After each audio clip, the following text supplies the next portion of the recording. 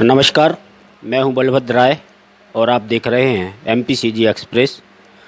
पेश है हमारी आज की स्पेशल प्रोग्राम बुंदेली हस्तियां। और आज के इस कार्यक्रम में हम आपको रूबरू करवा रहे हैं एक ऐसी हस्ती से जिन्होंने बुंदेली साहित्य के साथ ही बुंदेलखंड में एक अपनी लेखनी का अलग लोहा मनवाया है और एक अपना मुकाम हासिल किया है। साथ ही उन्होंने कानून की बारीकियों का भी अध्ययन करते हुए वकालत का पेशा वो बक्सवाहा न्यायालय में करते हैं। तो हम स्वागत करते हैं रामेश्वर सोनी एडवोकेट, जिन्हें काव्य जगत में रोशन के नाम से जाना जाता है।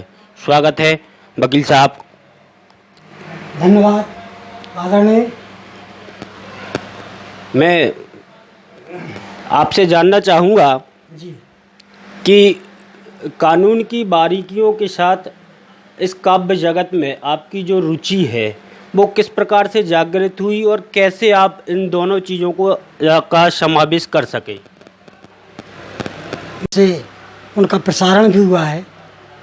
जहाँ तक कवि मंचों की बात है तो कवि मंचों पर वाचन करने की या तो ज़्यादा रुचि नहीं रही, या ये कह सकते हैं कि मुझे उस टाइप से मौके नहीं मिले। दोनों ही बातें हैं। मैं एक साधारण सा परिचय देना चाहता हूँ अपना, कि ना मैं कोई वक्ता हूँ और ना मैं कोई प्रवक्ता हूँ। ना मैं कोई वक्ता हूँ और ना मैं कोई प्रवक्ता हूँ। पैसे से ज़्यादा मोह नहीं और पेशे से अधिवक्ता हूँ। पैसे से ज़्यादा मोह नहीं और पेशे से अधिवक्ता हूँ।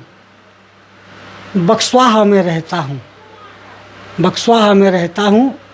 कविता पहचान मेरी रोशन। कोई कहता है वक्ता हूँ तो कोई कहता है वक्ता हूँ। बहुत बढ़िया। कोई कहता है वक्ता हूँ, कोई कहता है वक्ता हूँ। और एक दूसरा परिचय, वास्तविकता में ये है, मैं बड़ी विनम्रता से कहना चाहता हूँ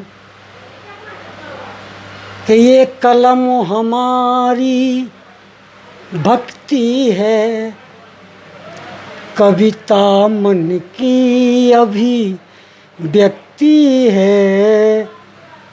संकल्प साधना शक्ति है, शक्ति में मेरी शक्ति है। तो मैं अपना परिचय कैसे दूं, मैं अपना परिचय कैसे दूं। एक अजब गजब अजनबी हूँ मैं, एक कवि हूँ मैं, एक कवि हूँ मैं। एक कलमकार एक कवि हूँ मैं। और ये सब माँ की माया, माँ की दाया, माँ की छाया की छवि हूँ मैं।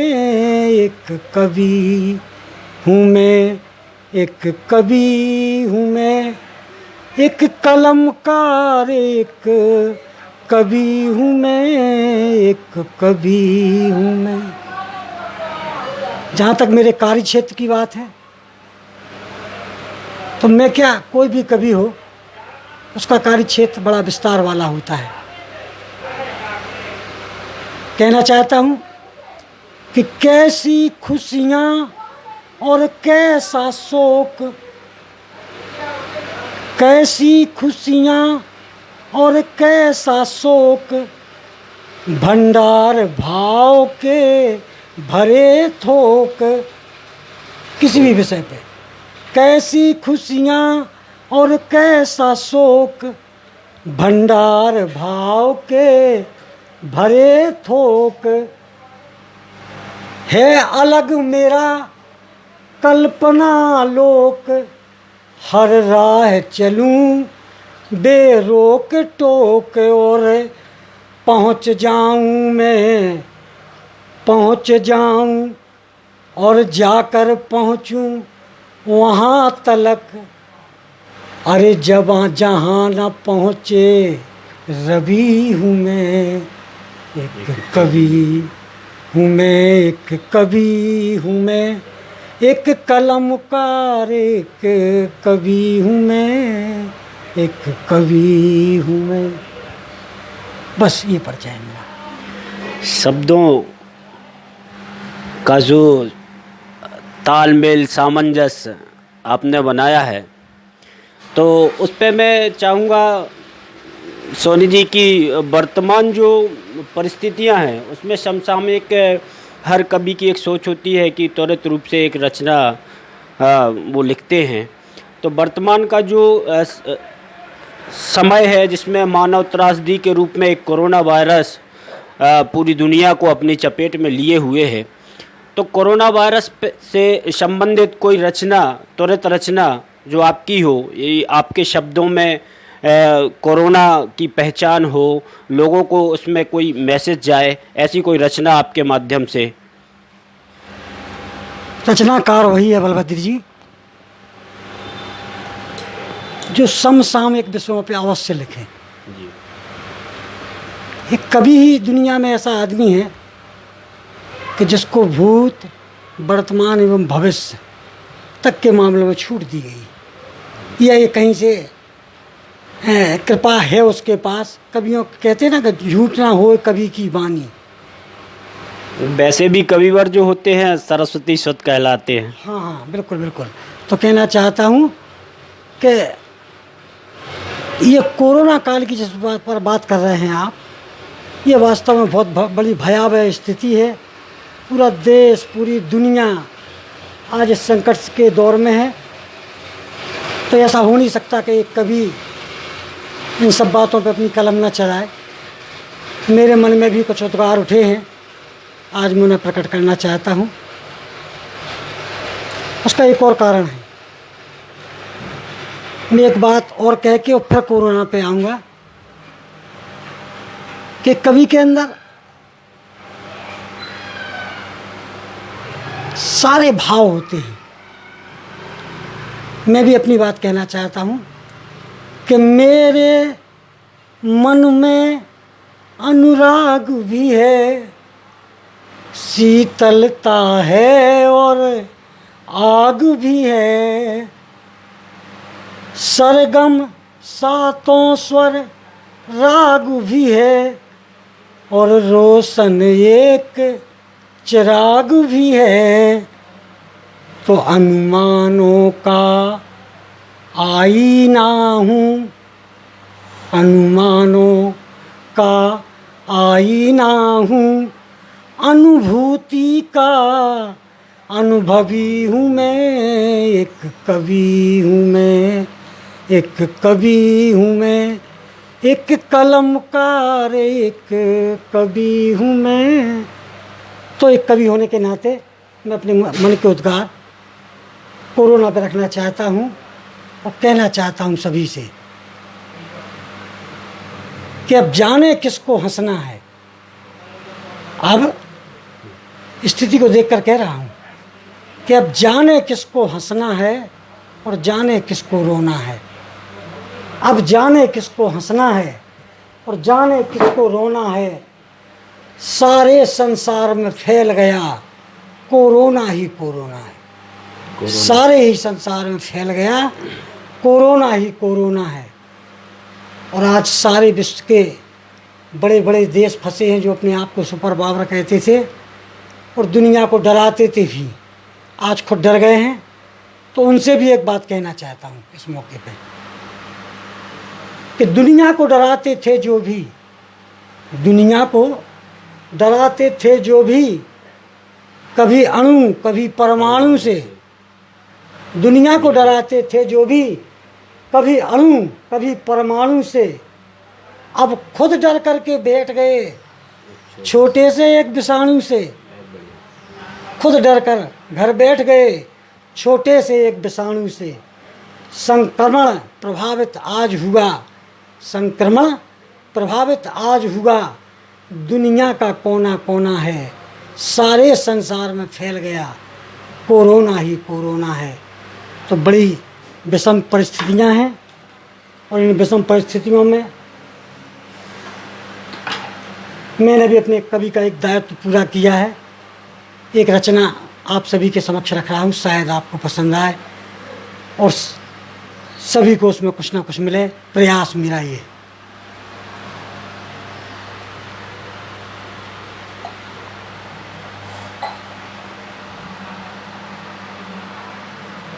एक बात और स्पष्ट करना चाहता हूँ आदरणीय,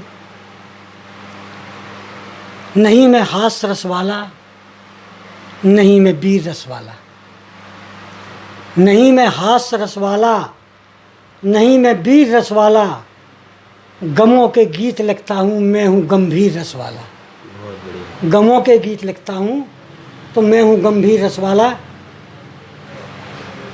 कहना चाह रहा हूँ अपनी बात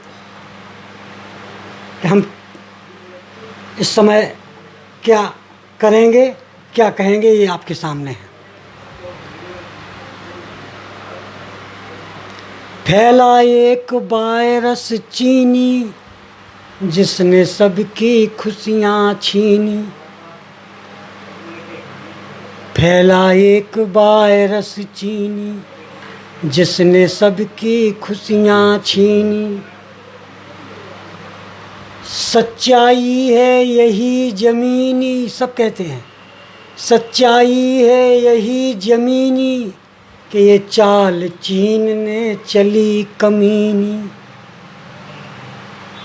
चीन के बाद ये इटली में, स्पेन में फैला, लंदन ग्रेट ब्रिटेन में फैला।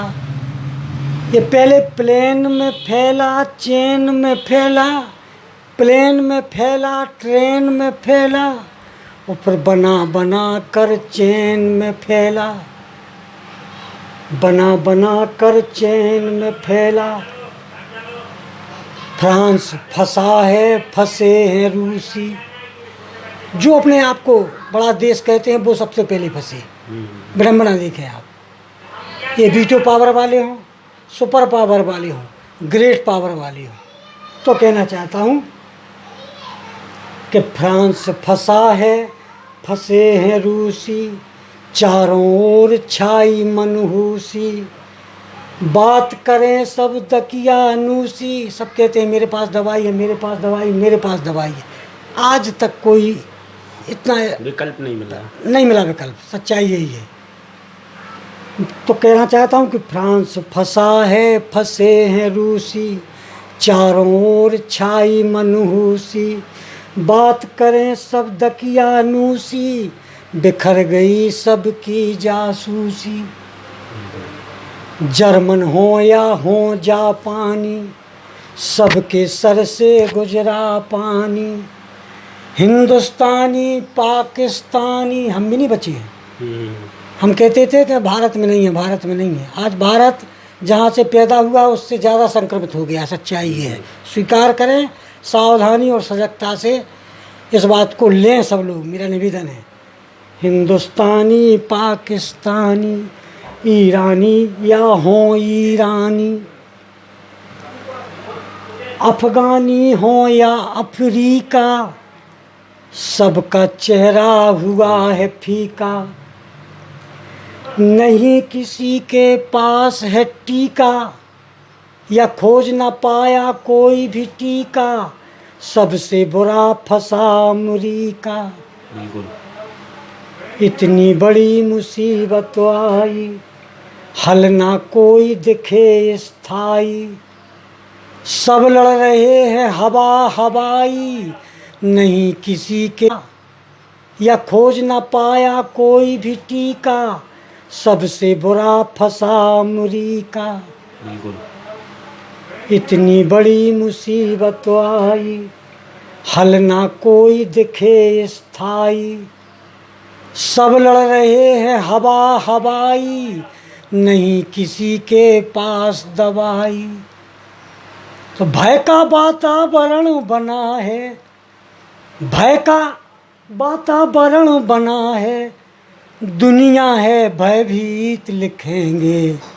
और हम घर में रह कर गीत लिखेंगे, बहुत बढ़िया। घर में रह कर गीत लिखेंगे, समय है ये विपरीत लिखेंगे, घर में रह कर गीत लिखेंगे, लेकिन हार नहीं मानेंगे, लेकिन हार नहीं मानेंगे, कोरोना पर जीत लिखेंगे, घर में रह कर गीत लिखेंगे, घर में रह कर गीत लिखेंगे। आगे कहना चाहता हूँ, अभी जो स्टार्टिंग है कोरोना की स्टार्टिंग से जैसे जैसे उसका विस्तार हुआ है, ठीक उसी प्रकार से आपने अपने शब्दों को काव्य रूप में बांधा है। अब यहाँ से हम एक ये जानना चाहेंगे कि वर्तमान जैसा आपने अवगत करवाया कि जहाँ से कोरोना की उत्पत्ति है, वर्तमान में हिंदुस्तान की स्थिति उससे भी ज़्यादा भयावह वाली स्थिति है। तो हिंदुस्तान में कोरोना का क्या असर है, कैसी स्थिति है, इस पे भी आपके कुछ जो शब्द आपने बंद के रूप में बांधे होंगे उन पे हम चाहेंगे कि वो हमारे श्रोताओं दर्शकों तक पहुँचे। बलभद्र जी, मन में उठती कोई चीतकार तो उठ जाता है मेरा गीतकार, मन में उठती कोई चीतकार तो जग जाता मेरा गीतकार। आज वास्तव में स्थिति ये है कि अपना देश फंसा है, मैं स्वीकार कर रहा हूँ इस बात को, तो कहना चाहता हूँ, देश फंसा है, प्रांत फंसे हैं। केवल देश नहीं फंसा, अब आइए नीचे तरफ चलते हैं। देश फंसा है, प्रांत फंसे हैं, नियम फंसे, सिद्धांत फंसे हैं। आज ना नियम का पता चल रहा है ना सिद्धांतों को पता चल रहा है। ऐसी स्थिति है कि जैसी स्थिति है वैसा नियम, और ये ज़रूरी होता है आपातकाल में। तो कहना चाहता हूँ कि देश फंसा है, प्रांत फंसे हैं, नियम फंसे, सिद्धांत फंसे हैं, वेद फंसे, वेदांत फंसे हैं, मूर्ख फंसे, संभ्रांत फंसे हैं, वाहन मोटर कार फंसे हैं, व्यापारी व्यापार फंसे हैं, सारे कारोबार फंसे हैं, बीच में बेरोजगार फंसे हैं। बहुत बड़ी विडंबना की बातें हैं। तो कहना चाहता हूँ कि सारे कारोबार फंसे हैं, बीच में बेरोजगार फंसे हैं, कलाकार बेकार फंसे हैं। पूरी फिल्मी दुनिया बंद, कला क्षेत्र बंद, कलाकार बेकार फंसे हैं, खेल जगत लाचार फंसे हैं, पुलिस सफाईगार फंसे हैं, और पत्रकार परिवार फंसे हैं। आप लोग भी फंसे हैं और महीनों से फंसे मैं देख रहा हूँ। मैं आप सब कर्मयोगियों को प्रणाम करता हूँ और फिर कहता हूँ कि पुलिस सफाईगार फंसे हैं, पत्रकार परिवार फंसे हैं। और देखें आप, चिकित्सकों के ज्ञान फंसे हैं, बड़े बड़े विज्ञान फंसे हैं, बुद्धिजीवी विद्वान फंसे हैं, वेद पुराण कुरान फंसे हैं। कहीं से कोई निदान नहीं मिल रहा है। बुद्धिजीवी विद्वान फंसे हैं, वेद कुरान पुराण फंसे हैं, मुश्किल में इंसान फंसे हैं, कब्रगाह शमशान फंसे हैं, मस्जिद में रहमान फंसे तो मंदिर में भगवान फंसे हैं, मंदिर में भगवान फंसे हैं। बहुत लंबी है लिस्ट, अगर गाता जाऊँ बताता जाऊँ आपको। खेतों खेत जवान फंसे हैं, सीमा खेतों खेत किसान फंसे हैं, सीमा पार जवान फंसे। बहुत दुनिया में तो मेरी नज़र में दुनिया फंसी हुई है। अब इस फंसे हुए से निकलना है हमें। ये एक दर्द जरूर जो वर्तमान में चल रहा है, आपके चैनलों पे भी चल रहा है, लोग देख भी रहे हैं और मैंने खुद भी देखा है। वकील साहब, हाँ। लॉकडाउन की इस स्थिति में सबसे लाचार जो आपको नज़र आता है वो एक मजदूर वर्ग है, और उस पे भी आपका ध्यान आकृष्ट कराना चाहेंगे। सबसे दर्दनाक पहलू जो वर्तमान में है यही है। जी। उसमें एक बात मैं जरूर कहना चाहूँगा, जगह जगह मजदूर फंसे हैं। सच्चाई है 100%। जगह जगह मजदूर फंसे हैं, पर कुछ मजबूरन मजबूर फंसे हैं। सारे मजदूर भी नहीं हैं, कुछ मजबूर भी हैं। तो कहना चाहता हूँ कि जगह जगह मजदूर फंसे हैं, कुछ मजबूरन मजबूर फंसे हैं। अरे बच्चे बिना कसूर फंसे हैं, बच्चे बिना कसूर फंसे हैं। अपने घर से दूर फंसे हैं, अपने घर से दूर फंसे हैं। तो वेदनाओं संवेदनाओं का, इन वेदनाओं संवेदनाओं का विरह लिखेंगे, प्रीत लिखेंगे, घर में रह कर गीत लिखेंगे। लॉकडाउन के नियमों का घर पालन में करते हुए रह घर में कर रहेंगे। गीत, बिल्कुल बिल्कुल। लॉकडाउन हमको नहीं, सभी को करना चाहिए, समय ये कह रहा है। लॉकडाउन के बारे में भी कुछ संदेश कविता के माध्यम से आप देना चाहिए। हम देश को इतना कहना चाहता हूँ कि आज जो मरने का डर एक हर आदमी के अंदर घर कर गया है, उससे भी निकलना पड़ेगा, घबराहट छोड़ना पड़ेगी। क्योंकि ये सच्चाई है, मरना तो सबको पड़ता है। ऐसा नहीं है कि कोरोना से बच जाए आदमी तो फिर अमर हो जाएगा। तो कहना चाहता हूँ कि मरना तो सबको पड़ता है, कर्मवीर पर कभी ना मरता। कर्मवीर जो होता है वो अपना नाम करके जाता है और नाम नहीं मरता है। तो मरना तो सबको पड़ता है, कर्मवीर पर कभी ना मरता। और मोदी जी अभी सबसे बाद में जो मंत्र दे गए हैं, मैं भी उसी बात को कहना चाहता हूँ कि सबसे पहला मंत्र स्वदेशी, इनको अपनाने की आवश्यकता है। अब मरना तो सबको पड़ता है, कर्मवीर पर कभी ना मरता। सबसे पहला मंत्र स्वदेशी और अंतिम मंत्र आत्मनिर्भरता। आपको आत्मनिर्भर बनना पड़ेगा, अपने आत्मबल को विकसित करना पड़ेगा, अपने आत्मविश्वास को जगाना पड़ेगा। मैं कुछ निदान की बातें अपने कविता के माध्यम से दे रहा हूँ और वही निदान है, वही सब बता रहे हैं। कहना चाहता हूँ कि जाने कैसी है बीमारी, मची हुई है मारा मारी। अभी एक्सीडेंटों से मर रहे हैं, तो मारा मारी तो है, कोरोना से भी है, अन्य तरीके से ना हो, इस बात को रोकने की आवश्यकता है। जाने कैसी है बीमारी, मची हुई है मारा मारी। आफत नहीं बोल कर आती, संकट में है मानव जाति।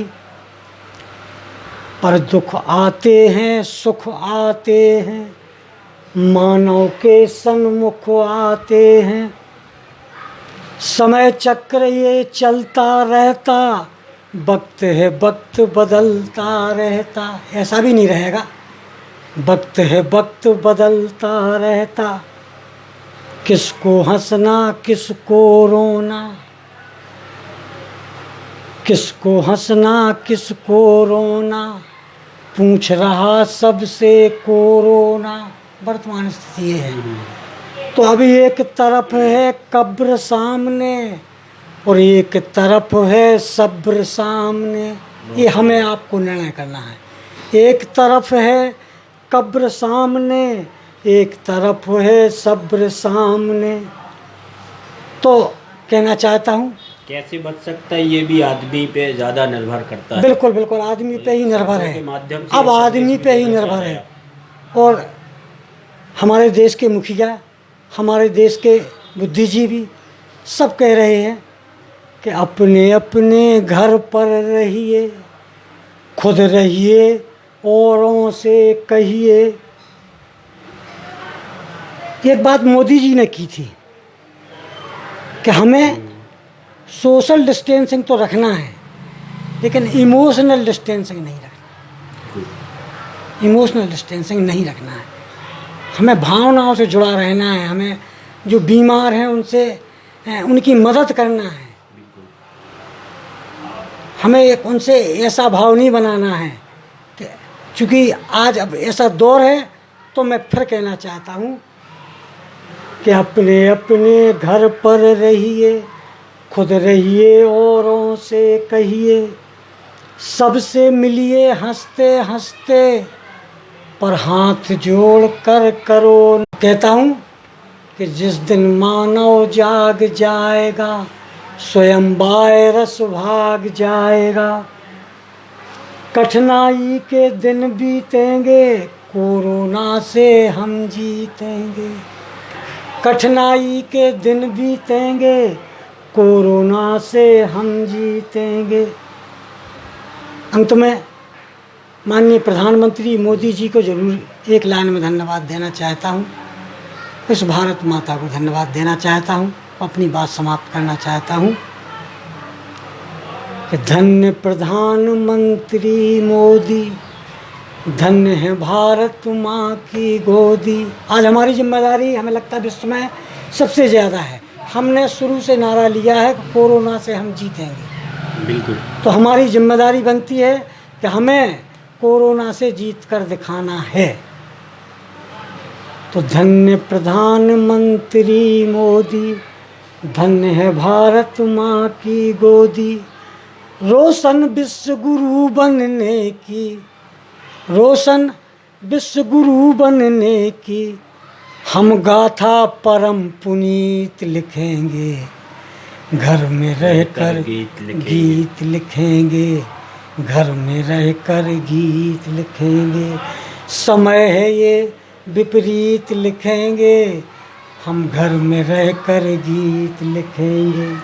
हार नहीं मानेंगे रोशन, हार नहीं मानेंगे रोशन, कोरोना पर जीत लिखेंगे।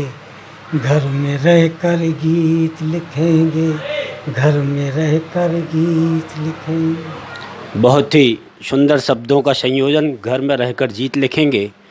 और ये थे हमारे बीच में बुंदेली हस्तियों में बक्सवाहा के निवासी वकील रामेश्वर सोनी एडवोकेट, जिन्हें काव्य जगत में रोशन के नाम से जाना जाता है। आपने देखा होगा कि अपने शब्दों के संयोजन से किस प्रकार से कोरोना महामारी पर तमाम पहलुओं पर अपना एक संदेश, और अंत में जो उनके शब्द थे कि हम हार नहीं मानेंगे और कोरोना पर जीत लिखेंगे, जो हिंदुस्तान का एक लोगो हम जिसे कह सकते हैं कि जीतेगा भारत, हारेगा कोरोना।